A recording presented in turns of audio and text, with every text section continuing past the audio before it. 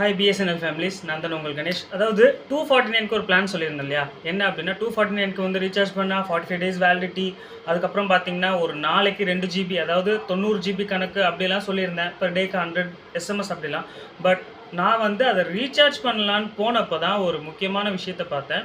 அது வந்து FRC first recharge, அதாவது ஃபஸ்ட் டைம் நீங்கள் சிம்மை போர்ட் பண்ணுறீங்களோ இல்லை புதுசாக பிஎஸ்என்எல் சிம் வாங்குனீங்கன்னா உங்களுக்கு ஃபஸ்ட் டைம் வந்து அது 249 ரீசார்ஜ் பண்ணால் நான் சொன்னேன் இல்லையா, இந்த 2 ஜிபி பெர் டே, அதுக்கப்புறம் பார்த்தீங்கன்னா 100 எஸ்எம்எஸ், அன்லிமிட்டெட் கால்ஸ், இதெல்லாம் வந்து அப்ளிகபிள் போல் இருக்குது. நார்மலாக பிஎஸ்என்எல் சிம் யூஸ் பண்ணுறவங்களுக்கு இது ரீசார்ஜ் பண்ண முடியாது. இது பிஎஸ்என்எல் செல்ஃப் கேர் அப்ளிகேஷனில் செக் பண்ணி பார்த்தா அந்த டீட்டெயில்ஸ் வரல.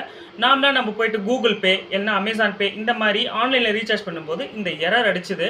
நிறைய பேர் சொல்லியிருந்தீங்க. பட் நான் கூட என்ன நினச்சேன்னா, முன்னாடி இருந்த பிளான் வந்து 60 டேஸ் வேலிடிட்டி, பட் இது 45 டேஸ் அப்படின்னு பார்த்தேன். பட் அன்ஃபார்ச்சுனேட்லி இப்படி ஆயிடுச்சு.